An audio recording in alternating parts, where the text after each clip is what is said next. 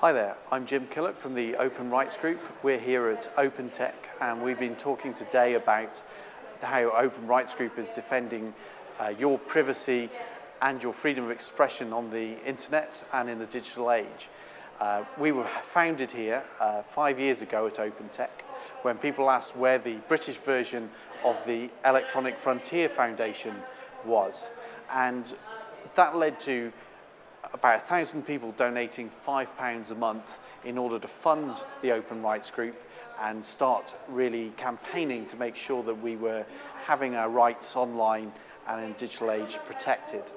And today we heard lots of people presenting about their practical projects defending all of these rights and really scrutinising government and the media and generally just finding ways to collaborate to build a society where we're all active participants that are able to exercise our rights and build a democratic society. OpenTech is many things. Right now it is a conference at ULU on a rather nice Saturday afternoon.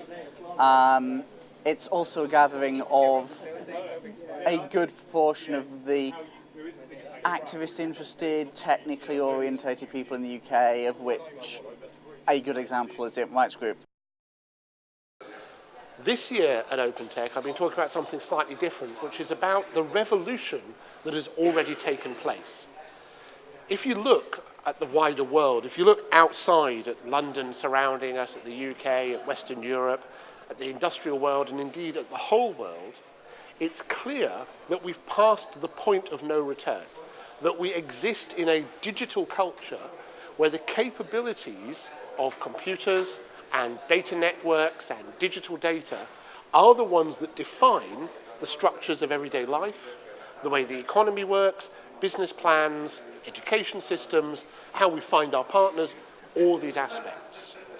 And I want to argue that the revolution has already happened and we're living in the aftermath, where the geeks actually have inherited the earth, where we have made the difference and where the values that we hold dear could inform the world as it moves forward.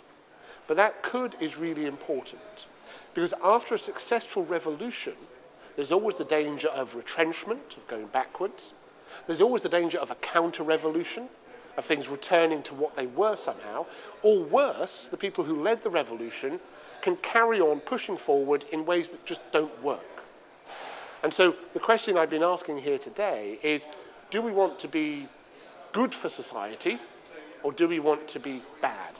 Can we start to shape the consequences of this digital revolution? Can we try to shape the digital culture in a ways that benefit everyone, that gives us a modicum of social justice, that gives us equality, that gives us fairness, that gives us equity, that puts food on people's tables, gives them shelter and clean water, and values them all as human beings? And I think we can and should do that, but it's by no means certain that we will. The one I spoke about today is called Open Spending. That grew out of a project that we did first called Where Does My Money Go? And the purpose of Where Does My Money Go and Open Spending was about tracking, mapping and showing where our tax money goes, where government spending and goes and where government income comes from.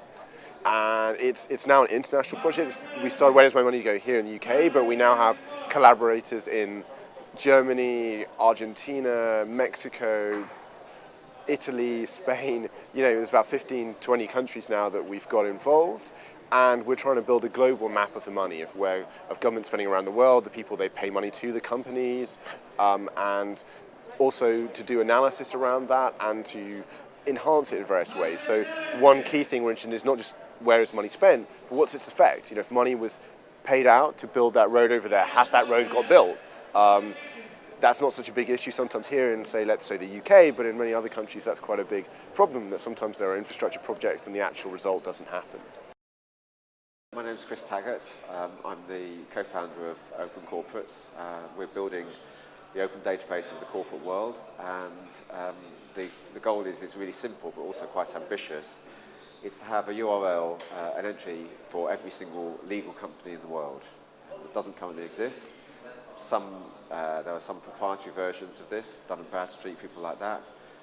It's not open data, and actually they don't cover all the companies in the world either. So we think that's a useful thing to do. It means we can match other data against it, where money's been spent, health and safety violations, entries in official registers and so on. So that's the goal behind Open Corporates. So my talk is about Kumbaya. It's a distributed peer-to-peer file system. It basically lets you do backups to other machines, even machines you don't own.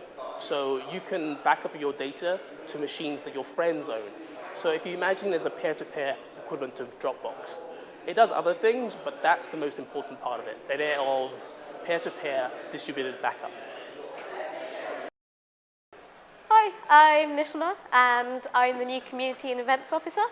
I'm here at OpenTech, which has been really successful. We've learnt a lot, lots of information, and lots of really great speakers. Basically, we've had a huge amount of volunteers sign up, and we've had a few people joining us as well. It's been very exciting. And hopefully, we'll have you volunteering and joining up soon too. Thanks.